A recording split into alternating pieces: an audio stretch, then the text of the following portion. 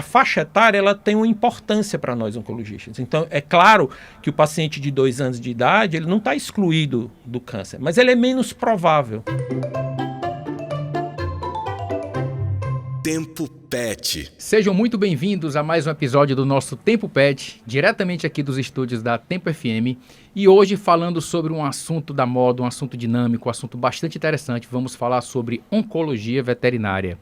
E hoje, como convidados, não poderia deixar de estar aqui o nosso oncologista da Guararapes Vet Center, nosso médico veterinário que cuida dessa parte, cuida de toda a oncologia, Dr. Maurício Fonteles. É um prazer tê-lo aqui mais uma vez. Que bom também, muito feliz de estar aqui com vocês hoje. Hoje a gente vai discutir bastante sobre esse assunto Tem muita coisa. Compartilhando também esse momento conosco, Dr. Leandro Menezes, nosso cirurgião da Guararapes Vet Center. Seja muito bem-vindo também, Dr. Leandro. Sempre um prazer estar aqui com vocês para falar sobre um tema muito relevante, mais uma vez, né? Mais uma vez, e hoje a gente vai conversar um pouquinho sobre oncologia, mas também vamos puxar o link sobre a relação entre castração e o câncer nos animais, que foi um tema que foi debatido em um podcast anterior, que teve muita repercussão, gerou bastante dúvida, e a gente vai tentar sanar essas dúvidas e discutir aqui um pouquinho hoje sobre a luz da oncologia, sobre a luz da cirurgia, sobre a luz da ciência como um todo. E para a gente começar, doutor Maurício, eu queria assim, que a gente entendesse um pouco sobre câncer. O que é o câncer? De uma maneira muito simples, assim, para o nosso tutor, para o nosso ouvinte, tentar entender um pouquinho o que é o câncer e como é que isso acontece nos animais. Bom, assim, se a gente fizer uma explicação bem simples para que todo mundo entenda, inclusive a maioria das pessoas que não são técnicas, o câncer ele se caracteriza por uma multiplicação, né, uma divisão das células. As células normalmente elas se dividem, elas se reproduzem. E essa divisão, reprodução celular, ela é de uma forma desorganizada. Então, quando você tem a divisão celular normal, o fluxo de desenvolvimento celular ele é num ritmo. No câncer, esse fluxo de desenvolvimento celular ele é muito acelerado. Então, tanto é acelerado como desorganizado. Por isso é que os tumores, o câncer, ele forma massas, porque essa reprodução celular, essa divisão celular de forma desorganizada, provoca essas formações de massa, o que é o que a gente caracteriza como câncer. Eu vou trazer um pouco o gancho para a rotina de pequenos animais, cães e gatos.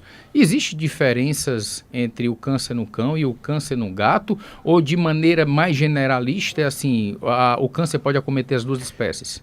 Não existe diferença entre o câncer entre as espécies, né? Tanto a felina como os caninos. Não existe diferença conceitual entre uma coisa e outra. Porém, existem características ligadas à espécie. Por exemplo, alguns cânceres são mais agressivos numa espécie e menos outra. Mas em termos conceituais, câncer tanto é igual em gatos como em cães. E outra coisa que difere é o aspecto epidemiológico, ou seja, o que quer dizer isso? A incidência nas espécies ela é diferente, mas conceitualmente câncer é a mesma coisa entre as duas espécies. Para a gente entender um pouquinho, existe o câncer de mama, existe o câncer no pâncreas, existe um câncer no intestino, existe o câncer no osso. Existem diferenças entre esses tipos de tumores? Existe sim, porque como eu falei aqui no início da nossa conversa, o câncer é uma multiplicação desorganizada, uma reprodução celular desorganizada. Dependendo do local onde ocorre o local onde se desenvolve essa multiplicação, esse mecanismo de divisão ele é mais acelerado, menos acelerado. Por exemplo, os tumores de pele, normalmente, a pele ela se renova com muito mais rapidez, né, nas espécies. E, normalmente, tumores neoplásicos, né, câncer na pele, ele tem um comportamento muito mais agressivo, muito mais de desenvolvimento acelerado do que, por exemplo, um tumor no cérebro. Porque as células cerebrais, né, que formam o sistema nervoso central, elas se multiplicam muito lentamente ou às vezes nem se multiplicam. Então, por exemplo, um tumor, dependendo da localização dele, vai ter uma progressão muito mais rápida ou muito mais lenta, dependendo do local onde ele está. Então, é importante... É isso que demanda agressividade. Exatamente. Então, por exemplo, você não pode imaginar que num local onde as células praticamente não se dividem, que esse câncer seja mais agressivo.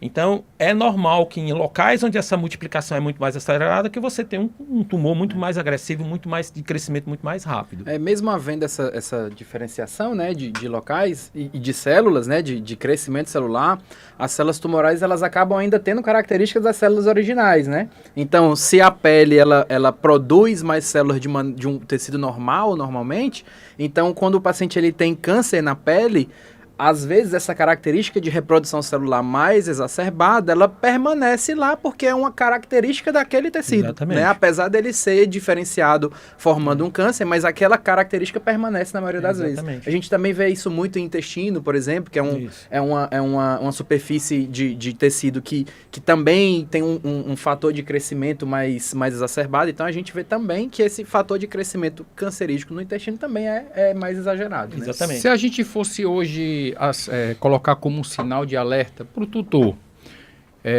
que tipo de características ele deve observar no PET dele para poder acender um sinal de alerta e dizer, olha, tá estranho isso aqui, eu preciso procurar um especialista para poder avaliar melhor?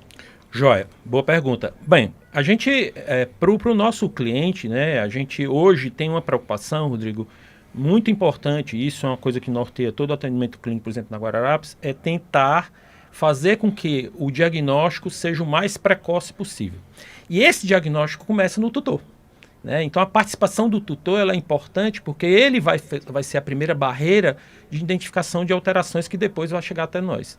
Então, por exemplo, o que a gente mais se preocupa é, primeiro, a incidência de câncer em cães e gatos, ele está muito relacionado à idade também. Então, animais de meia idade, 7, 8 anos, eles são mais insidiosos. Então, esses animais devem ter um cuidado muito maior de observação de certos sinais. Que sinais são esses? Primeiro, obviamente, a formação de qualquer tipo de massa, né? Aumento de volume em determinado órgão. Os cães de companhia e os gatos têm aquele hábito de estar sempre no colo do tutor, tem muito apego com os tutores. Então, o hábito de palpar o animal, de pegar o animal, ele é importante, ele é presente nos tutores, e é a identificação de qualquer aumento de volume, né, na pele ou no abdômen, na mama, ele é um indicativo de que esse paciente tem que ser procurado um clínico ou um oncologista. Normalmente a gente primeiro passa pelo clínico e o clínico faz o direcionamento. Então, primeiro ponto, identificação de massas. Segundo ponto, qualquer sintoma como tosse, emagrecimento, onde não há um esclarecimento do que está acontecendo. Né? Tosse recorrente, emagrecimento progressivo desses pacientes, diarreia não esclarecida. Né? Então, basicamente, aumento de formação de volume em qualquer parte do corpo, diarreia crônica, vômito crônico, né? Tosse crônica e principalmente emagrecimento.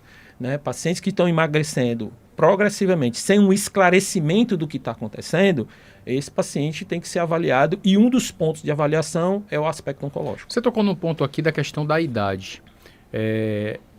Assim como no humano, a idade não é um fator predominante para que aconteça o aparecimento de câncer. Por exemplo, não obrigatoriamente o câncer vai ser um problema, uma doença de pacientes idosos.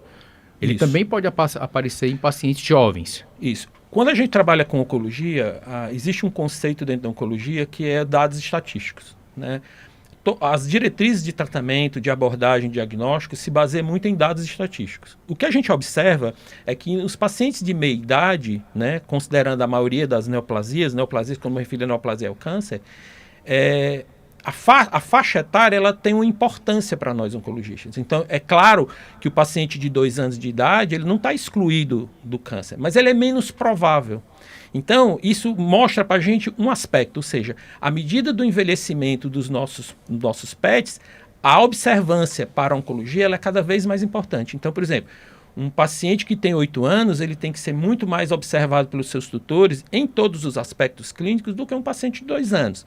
É claro que não vai tirar, você tem razão, não exclui, mas estatisticamente, quanto mais idoso o animal, maior a probabilidade do aparecimento dessa patologia e mais atenção o tutor deve ter com seus pets. Eu queria fazer uma pergunta para a visão de vocês, tá? E aquela história, se é mito ou verdade, todo paciente com câncer está assinado uma sentença de morte. Qual a análise de vocês diante dessa expressão? Bom, isso é algo que desde da medicina humana também se fala muito, né? A forma que as pessoas interpretam isso. Mas o que a gente sabe é que isso varia de caso a caso, né? Varia de situação a situação, varia do momento em que é feito esse diagnóstico, como o doutor falou, quanto antes o diagnóstico é feito, melhor o prognóstico desse paciente, né? Que é a possibilidade desse paciente ficar saudável depois disso. E muitos, às vezes, até pacientes que fazem tratamento durante toda a vida, eles conseguem ter uma qualidade de vida muito boa e vão viver super bem, mesmo com aquelas alterações. Então, não é uma sentença de morte. Realmente, o que esse paciente precisa é de um acompanhamento muito de perto, de uma conduta adequada para que ele não piore aquela situação que já está lá instaurada, né? Perfeito, é isso mesmo. O que a gente conversa com os nossos tutores, e porque o câncer ele vem carregado de todo um simbolismo, né, de todo um mal entendimento, né, e um certo medo, porque queira ou não, nós somos assustados com câncer. Câncer é um termo que afeta muito a cabeça das pessoas, né? Isso vem da própria medicina humana. Quem não tem um parente, um amigo que foi acometido dessa doença. Então, é meio assustador para o tutor um diagnóstico de câncer. Porém, a gente sempre explica ao tutor que existe um ponto que a gente chama de crítico nisso tudo, que é o diagnóstico precoce. E aí onde entra a questão dos exames de rotina, avaliações e check-ups. Chegou onde eu queria. E isso é o que justifica o que a gente sempre bate. Assim, é importante que você tenha acompanhamento veterinário. Né? O seu veterinário de confiança, aquele cara que já conhece o animal desde jovem, e que esse veterinário tenha consciência desse diagnóstico precoce. Então, o que a gente sofre muito com essa sentença de morte está muito relacionado à precocidade de diagnóstico. E a gente sabe hoje que, apesar de que o câncer, né, alguns autores hoje reportam que o câncer é uma doença crônica, se você tem um bom diagnóstico precoce e um bom acompanhamento, inclusive até multidisciplinar, né, não só do oncologista, do clínico, de nutrição, esse paciente pode conviver com os problemas com qualidade de vida, porque é o que a gente busca, de forma satisfatória. Agora, a questão do diagnóstico precoce, isso tem é um componente crítico, não só na medicina veterinária, na medicina humana também. É o que a gente busca cada vez mais, diagnóstico precoce, para que essa sentença de morte não aconteça. É interessante porque eu lembro como recém-formado, quando recém-formado, e eu cheguei a acompanhar isso algumas vezes com pessoas mais experientes, veterinários que já tinham algum tempo de mercado, que eles falavam assim, o tutor, a tutora chegou num consultório com a cadela, por exemplo, uma cadela, com uma pequena formação mínima, uma pequena formação ali na mama. E o veterinário dizia assim, não, isso não vale a pena mexer, é muito pequenininho. Vamos ficar acompanhando, se aumentar a gente mexe. Não era assim antigamente? Eu sou o mais velho, né? Inclusive da equipe da Guararapes, eu sou o sênior, né? Para não dizer o velho. Porém, assim, eu vi isso muito, né? Isso participou, inclusive, da minha formação na época. Só que isso é um conceito totalmente superado, né? A gente hoje sabe que, baseado nesse conceito que a gente acabou de discutir aqui sobre diagnóstico precoce, não existe tumor pequeno. Existe diagnóstico errado ou diagnóstico mal feito. E quanto mais antes, obviamente, o tratamento melhor. E a possibilidade de cura, caso uma nodulação dessa seja um câncer maligno, é maior. O doutor Orleans, que é um cirurgião, ele sabe disso, né? Por exemplo, tumores mamários, que é um dos tumores mais frequentes na cadela, a cirurgia ela é resolutiva, entendeu? Se for feita com um diagnóstico precoce e uma cirurgia obedecendo aos conceitos de cirurgia oncológica, ela é resolutiva, é curativa. Agora, esse conceito permeou a nossa sociedade muitos anos, né? Então, não, é pequenininho, é um carocinho pequenininho que não... Deixa crescer que a gente tira. Nesse crescer que a gente cria, aí você tem uma sentença, às vezes, um diagnóstico tardio. E falando de cirurgia, chegou o paciente com nódulo suspeito. Qual a conduta? Tira primeiro, manda para exame depois, examina depois, antes de tirar a cirurgia. E assim, o que é que um exame prévio pode ou modificaria uma conduta cirúrgica? Na verdade, isso para todas as cirurgias. Sempre que a gente pode planejar esse procedimento de todas as maneiras possíveis, ele se torna um procedimento melhor, visando o bem-estar desse paciente. Então, assim, a gente chega a um paciente que tem uma formação nodular, ali, que tem um nódulo na pele, por exemplo. A primeira coisa que a gente precisa saber é ter pelo menos um indicativo do que possa ser. Um exame muito comum que a gente utiliza na triagem desses pacientes é a citologia, certo? É um exame que a gente faz num ambiente ambulatorial. Basicamente, você vai inserir uma agulha bem fina nessa região, onde essas células elas vão subir por essa agulha. Essas células a gente coloca ela numa lâmina e vai para um laboratório fazer uma análise microscópica. A partir dessa análise microscópica, o patologista, que é quem faz essa análise, ele consegue diferenciar para a gente se aquilo é um tumor maligno, se aquilo é um tumor com possibilidade de ser benigno ou não, se ele dá pelo menos um norte do que a gente pode fazer para dar um diagnóstico melhor a posteriori. Então, baseado nesse exame de triagem, a gente vai definir, por exemplo, se a gente vai precisar fazer uma margem cirúrgica maior, se a gente vai fazer uma margem cirúrgica menor. Em tumores de mama, se a gente vai definir se a gente precisa retirar toda a cadeia mamária, se a gente precisa retirar somente aquela região específica onde tem essa formação. Então, normalmente, esses exames pré-cirurgia, eles vão definir completamente o protocolo cirúrgico que a gente vai instituir para esse paciente. Então, os exames que a gente faz pré-cirurgia, eles fazem essa definição específica, e depois que a gente faz a remoção desses tumores, esses tumores geralmente eles vão para o exame de biópsia, onde realmente o patologista ele vai conseguir dizer exatamente o nome, o sobrenome, o que a gente está lidando e se aquele procedimento foi resolutivo ou não, a partir do momento em que ele consegue analisar as margens dessa cirurgia. Falando de margens, e aí imagina que a gente vai tirar um tumor e não tem margem suficiente para poder operar de maneira adequada como deveria. Esse é o grande desafio, né? Então, assim, quando a gente vai fazer a remoção tumoral, e a gente trabalha muito em conjunto, né? Eu sou da parte de cirurgia, do tumorista oncologista, mas a gente opera muito junto os pacientes dele, por exemplo, né?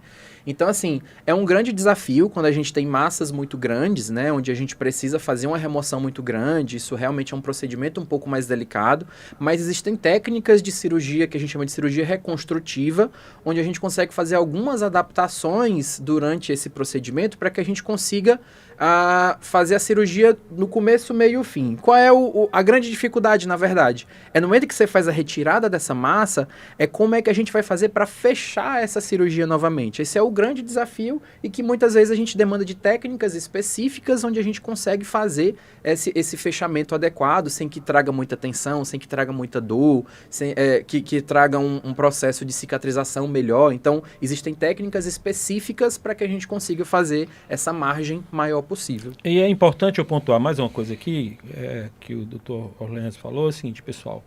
O que é importante para o tutor é entender que uma cirurgia de um tumor, ela exige, resumindo, um planejamento.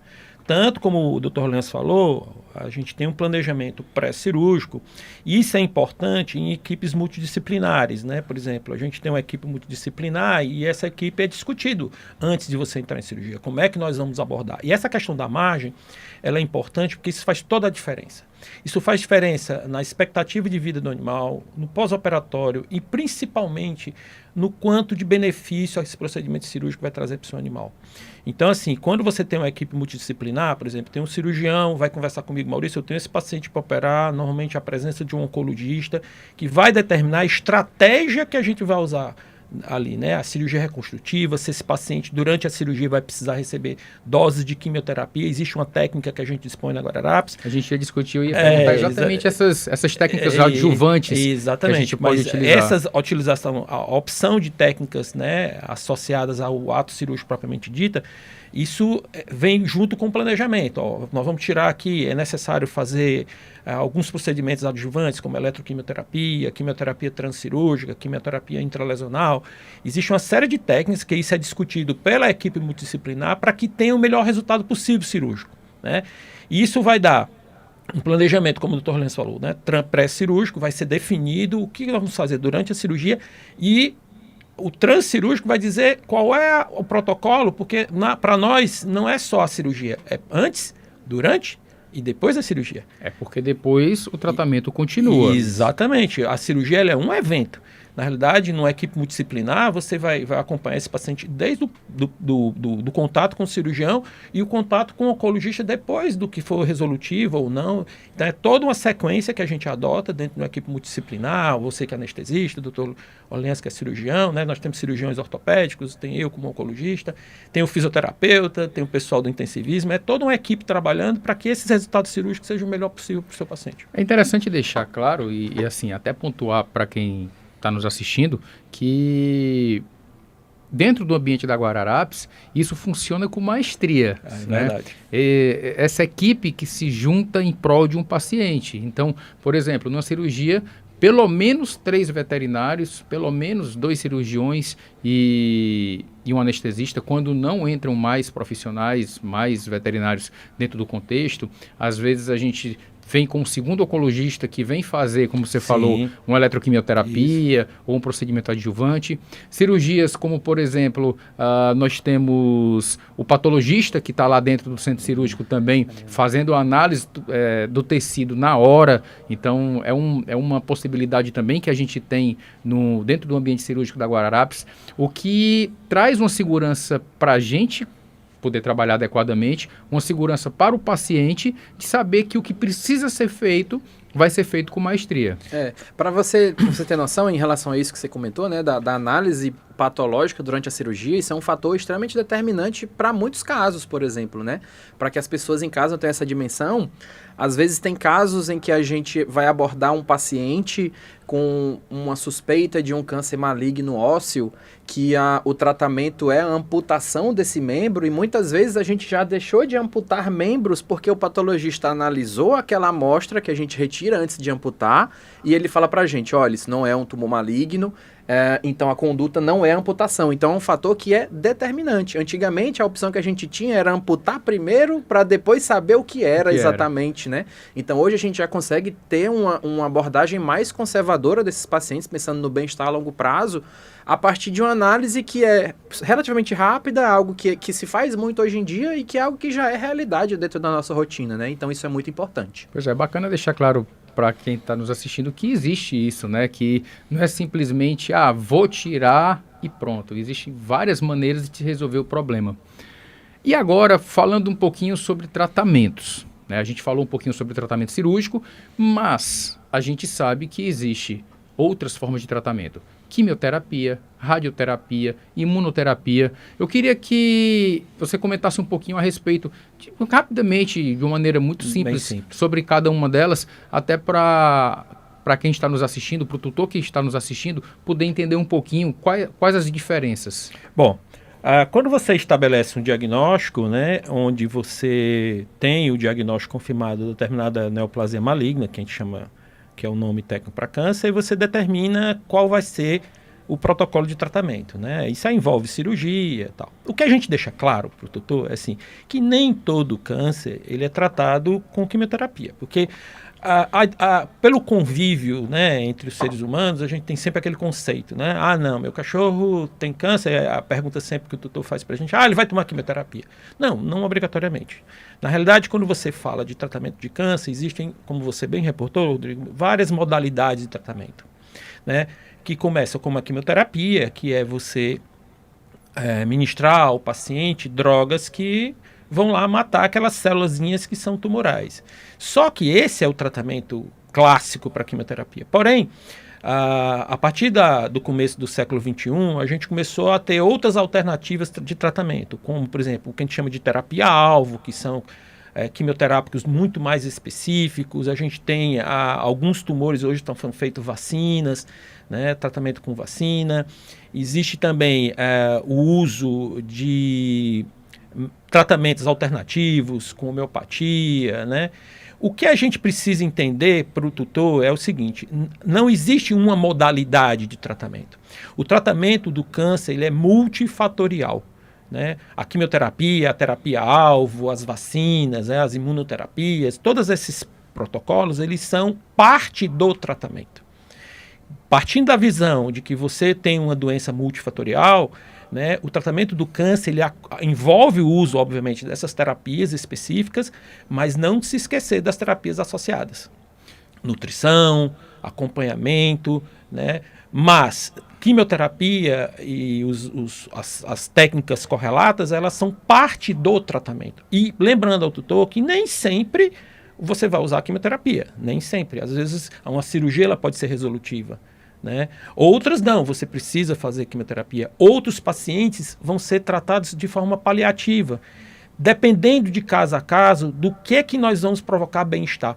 Porque uma coisa que a gente preza entre nós, no nosso grupo de trabalho, é a seguinte, é bem-estar animal. Às vezes a opção de um tratamento pesa muito a qualidade de vida do seu animal. Porque não adianta nada a gente fazer tratamentos que tecnicamente são indicados, mas a qualidade de vida do animal está muito comprometida. Então, assim, quando o nosso cliente entra na Guararapes, o que é que ele busca ali no consultório? Ele busca bem-estar. É isso aí que ele busca. É qualidade de vida, é o seu animal não sentir dor, é que ele viva mais e da melhor forma possível. Então, se você ter, como nós clínicos, cirurgiões, né, termos em mente isso, a escolha do tratamento pauta muito sobre isso. Então, a conversa que nós vamos ter no consultório sobre decisão de tratamento é pautada sobre isso. E não existe só uma modalidade e nem sempre a quimioterapia, os tratamentos são iguais aos efeitos colaterais, por exemplo, que são provocados em seres humanos. Era essa a minha próxima pergunta, que na verdade é uma dúvida muito comum e que sempre chega no consultório. Meu pet vai precisar fazer quimioterapia. Ele vai se sentir mal? Ou, que é a pergunta talvez mais clássica, vai cair o pelo dele? Eu acho que essa é uma pergunta que todo mundo se faz, né? Porque no ser humano, algumas técnicas de quimioterapia têm queda de cabelo. Não são todas, é bom deixar claro também. Não são todas. Mas algumas acontece a queda de cabelo. Isso acontece na veterinária? Assim, existe uma coisa interessante na veterinária, assim, os cães e gatos, eles são muito mais tolerantes à quimioterapia do que os seres humanos, né? Muito mais. Então, você vê os efeitos colaterais de quimioterapia e dos tratamentos correlatos, ele dá sintomatologia muito parecida com a do humano. Porém, os cães, eles toleram muito melhor. A queda de pelo, aqui fazer uma adenda aqui mais para ilustrar, assim, no cão ele não acontece como no ser humano, né? Nós temos alguns quimioterápicos, algumas substâncias que a gente usa, que quando dão queda de cabelo tardia, depois de 6 meses, 7 meses do uso do quimioterápico. Não é aquela coisa agressiva que acontece no ser humano, né? A pessoa perder o cabelo, não é bem assim. O que a gente observa muito nos efeitos colaterais são de origem hematológica, assim, alteram muito os exames de sangue. Mas lembrar, assim, a grosso modo, que os cães eles toleram bem a quimioterapia, desde que ela seja bem calculada, bem planejada, a estratégia quimioterápica seja adequada, eles toleram bem. Agora, quando a gente decide sobre quimioterapia ou não, essa questão do bem-estar animal, como eu falei anteriormente, ela deve ser pautada. Às vezes, quimioterapias muito agressivas, o custo a que o animal vai ser submetido a isso não compensa os benefícios prévios. Então, isso é uma conversa que tem que ser discutida entre tutores e o veterinário para que a gente escolha a melhor estratégia a ser adotada. Bacana. Bom, num podcast anterior, conversamos eu e o Dr. Leans e acho que nós dois e teve a tutora, a Érica, né? Foi. A Érica. Nós três, na verdade, discutimos um pouquinho sobre benefícios e prejuízos da castração. E a dúvida principal que surgiu com o público foi os benefícios e prejuízos da castração perante principalmente o câncer. Então, na visão da oncologia, eu sei que existem vários vieses, várias situações, mas hoje, como é que a gente pode definir benefícios e malefícios da castração frente à visão da oncologia? Bom, esse é um tema assim, bastante controverso, existem correntes de pensamento. À luz dos trabalhos publicados, né, que a gente tem hoje, o conceito de castração ele mudou nos últimos 10 anos. Né? Existia uma corrente de veterinários, isso começou na Europa, nos Estados Unidos, que a castração precoce, né, traria benefícios principalmente em alguns tipos de câncer, né? Começou-se com o câncer de mama. Por que o câncer de mama? Porque era um dos tumores mais vistos, né? Foi uma das coisas que a gente discutiu bastante da outra vez. Né? A gente tinha assim, e realmente existe um efeito protetor da castração para o câncer de mama, né, em cadelas. Isso foi muito falado nos Estados Unidos no começo desse século XXI, E se adotou como prática nos Estados Unidos, na Europa, né, a castração precoce. Porém, os últimos estudos mostram que realmente a castração ela traz benefícios para o câncer de mama. Por quê? Porque o câncer de mama, os hormônios sexuais, eles estão relacionados ao câncer de mama, né? Então a gente sabe que cadelas não castradas têm maior incidência de ter câncer de mama, isso é fato. Porém, a coisa não é só aí. Quando você começa a ver a coisa mais ampla e o diagnóstico começou a ser mais bem feito, a gente observou que a castração precoce também traz alguns problemas relacionados à oncologia. Como, por exemplo, a gente sabe que alguns estudos demonstraram que a castração precoce protege o animal contra câncer de mama, sim, mas ele aumenta a incidência de alguns tumores, né? Tumores de pele, né? Tumores ósseos, né? Então, o que eu falo, e eu assisti o podcast, fui lá um dos que fiquei lá vendo, o que eu acho que é importante para diminuir essa polêmica é o seguinte: cada paciente é um paciente em singular. A gente não pode generalizar, antigamente se generalizava.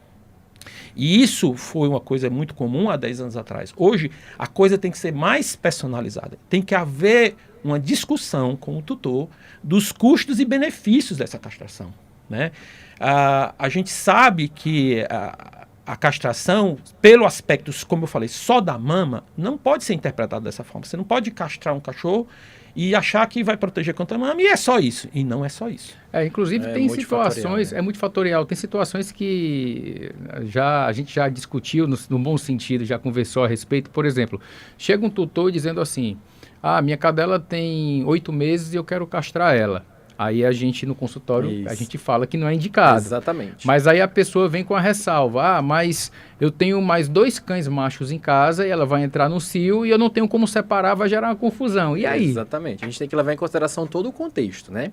Assim, para quem está em casa ter uma ideia de como é que funcionam essas questões. De tempos em tempos, vários especialistas se reúnem, né, com uma gama de vários estudos científicos específicos, e eles elaboram o que chama de guideline, que é um guia, né, para toda a comunidade veterinária, para que onde vai ter as informações mais atuais acerca de determinados temas. Existem vários guidelines oficiais, né, no mundo todo, e um desses guidelines é um guideline relacionado à castração em si, certo? Esse guideline ele é extremamente específico, ele leva em consideração as técnicas cirúrgicas utilizadas, os momentos ideais utilizados, e o mais atual, o que é que ele leva em consideração é exatamente o que o Dr. Maurício falou. É que todo caso é um caso, que todo paciente é um paciente, e a gente tem que levar em consideração uma série de fatores, principalmente hoje o que é mais discutido em relação a raças específicas, por exemplo. Então a recomendação de castração para um paciente de uma raça específica não é a mesma recomendação para um outro paciente de raça específica. Por exemplo, o que o guideline ele é muito taxativo. Gatas, por exemplo, elas ainda têm muito benefício e ele recomenda a castração precoce dessas gatas, levando em consideração aspectos de formação tumoral, controle populacional, diminuir a possibilidade de doenças infecciosas como a piometra, por exemplo.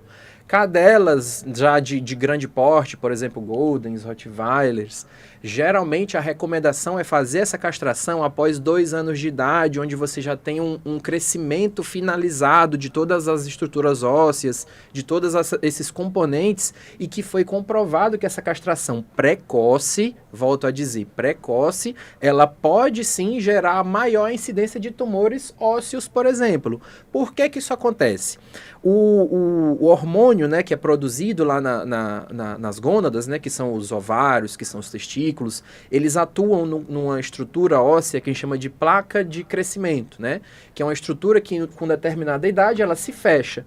Quando você faz essa castração precoce, os hormônios não conseguem chegar nessa estrutura e essas placas elas demoram mais tempo a se fechar, e com isso existe uma possibilidade, a gente ainda não os estudos eles ainda não são extremamente taxativos em dizer isso, mas existe uma suspeita de que o atraso no fechamento dessas placas pode trazer uma maior possibilidade desses pacientes desenvolverem tumores com o passar do tempo.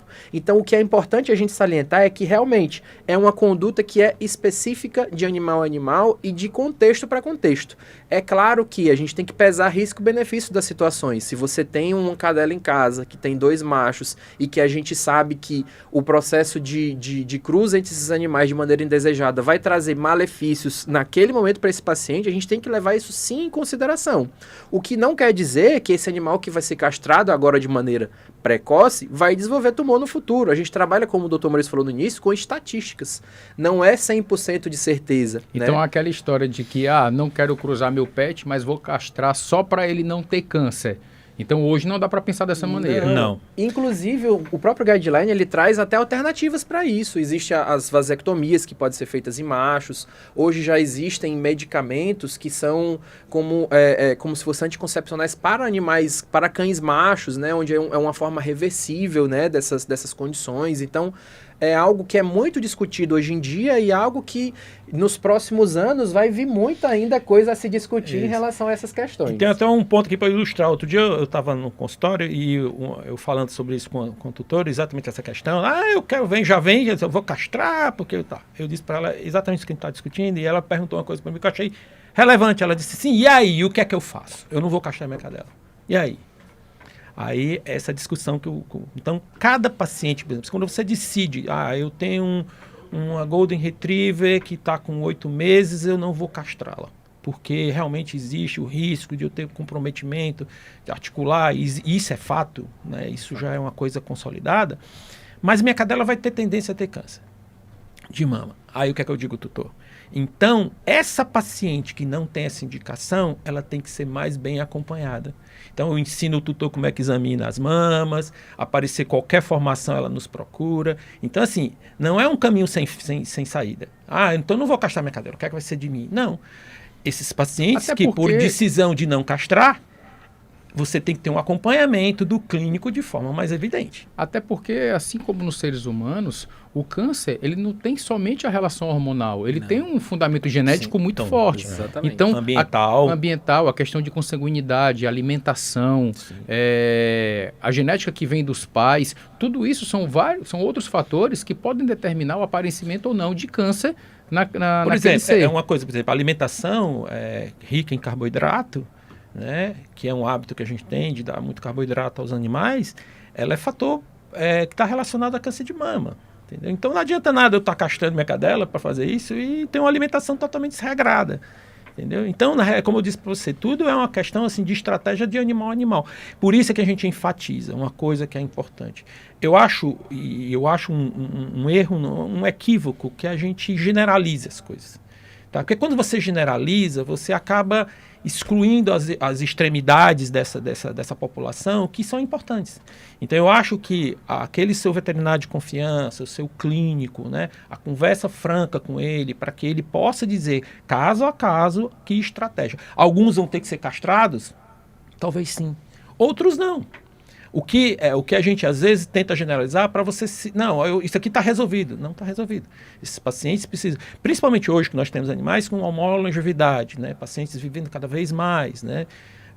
Esses pacientes, eles têm que ser acompanhados. Então, caso a caso, cada qual tem que ser feita uma estratégia. O que é bom para um, obrigatoriamente não é bom para outro. Né? E o próprio guideline acerca da castração, ele finaliza sendo bem taxativo em comprovar, em dizer que os animais castrados, eles têm uma maior quantidade de vida, de tempo de vida, do que os animais não castrados. Isso é um fato. Certo? Então, levando em consideração todos esses aspectos, o que a gente não pode deixar de fazer é um acompanhamento de perto. São check-ups anuais, semestrais que a gente faz nesses pacientes que vão justamente evitar qualquer tipo de problema, seja o animal castrado ou não. A recomendação de manter o acompanhamento veterinário, ela permanece para o resto da vida, uma vez que você quer evitar esse tipo de problema, né? Muito bacana, é muito interessante porque é um tema que muita gente tem dúvida e acabam se linkando com várias outras áreas da medicina veterinária, mas obviamente nosso tempo é curto e a gente não tem como passar horas e horas discutindo, embora fosse bem interessante. Bom, mas como é de praxe, eu queria pedir para vocês deixarem uma mensagem final para o tutor, para o estudante de medicina veterinária, para o médico veterinário, enfim, para quem está nos assistindo, falando um pouquinho sobre as recomendações, enfim, uma mensagem final de vocês. Bom, o que é interessante realmente a gente deixar claro, né, que sempre, independente do tema que for ocorrer aqui, se esse tema ele for levar em consideração pets, que é o que a gente sempre faz, cães e gatos, independente de qual tema seja, o mais importante é acompanhamento veterinário de perto durante toda a vida desse animal. Prevenir é melhor do que remediar em qualquer situação. Então, tenham um veterinário de confiança, levem os seus animais de maneira frequente a esse veterinário para que a gente consiga evitar qualquer tipo de problema que venha a surgir no futuro e que a gente traga uma qualidade de vida muito boa para esse animal. Eu acho que a mensagem que eu deixo como oncologista, que eu acho que foi um tema que você percebeu, que eu acho que é o que angustia mais as pessoas, né? Câncer não é sentença de morte, tá? Eu quero que isso fique claro, porque isso é uma das coisas que mais angustia as pessoas. Então, baseado nessa premissa, a gente tem que fazer um adendo. Ele não é uma sentença de morte, desde que, né, nós, como proprietários, né, os tutores responsáveis pelos seus pets, tenham ideia de que, como qualquer espécie, inclusive na espécie humana, as mulheres vão aos médicos periodicamente para fazer teste de câncer de colo de útero, de mama. Isso não é diferente no animalzinho. Os homens também. Nos homens também fazem pesquisa de câncer de próstata, são aqueles mais insidiosos. Então, não é diferente da medicina humana, né? A gente tende a entender que hoje o pet ele é um membro familiar, né? Ele faz parte do arranjo familiar das famílias, da sociedade. Então, eu acho que, enfatizo o que o Dr. Orleans falou, assim, prevenção, né? Diagnóstico precoce. Converse com seus veterinários, e a gente enfatiza que é a presença daquele veterinário clínico de confiança do tutor, que aquela conversa tem que ser muito franca, né? E você sempre questione, olha, estou aparecendo isso aqui, não é nada, não, mas vamos investigar. E, às vezes, outro dia eu tinha só uma coisa para ilustrar, assim, uma cliente ficou assim chateada porque a gente tinha um tumor de pele e a gente fez uma citologia e eu fiquei feliz, olha, não é nada. Mas não é nada? Que bom que não é nada. Que bom que não é nada. Que bom que não é nada. Mas se eu soubesse, eu não tinha feito o exame. E se fosse maligno? Então. A gente tinha feito. Então, é importante esse aspecto, o Dr. Orleans aqui enfatizou, e eu deixo essa mensagem, pessoal, que não é uma sentença de morte, mas nós somos responsáveis para levar os nossos pets e que a gente tem a ideia de que, assim como a medicina humana, a gente precisa de prevenção. Bom, muito bacana. Então, para você que está nos assistindo, esse é o recado final. É importante que vocês levem seus pets em veterinários de confiança. A Guararapes Vet Center tem essa gama de especialistas. A gente vem aos poucos trazendo um pouquinho da nossa dinâmica, do nosso dia a dia, dos nossos especialistas, discutindo sobre temas de relevância, temas que você tem dúvida e, caso tenha dúvida, não deixe de deixar o seu comentário aqui embaixo, mande a sua dúvida, mande a sua sugestão de tema, caso você queira ouvir a gente discutindo sobre algum tema em específico, mande a sua sugestão e é importante que você nos assista até o final, para poder sempre estar acompanhando o nosso conteúdo na íntegra. E você que quer nos acompanhar, não deixe de estar conectado nas nossas redes sociais, segue a gente, Tempo FM Oficial. O Tempo Pet hoje fica por aqui e nos vemos no próximo episódio. Até mais, pessoal. Tempo Pet Podcast. Oferecimento: Hospital Guararapes Vet Center. O melhor hospital veterinário 24 horas do Ceará.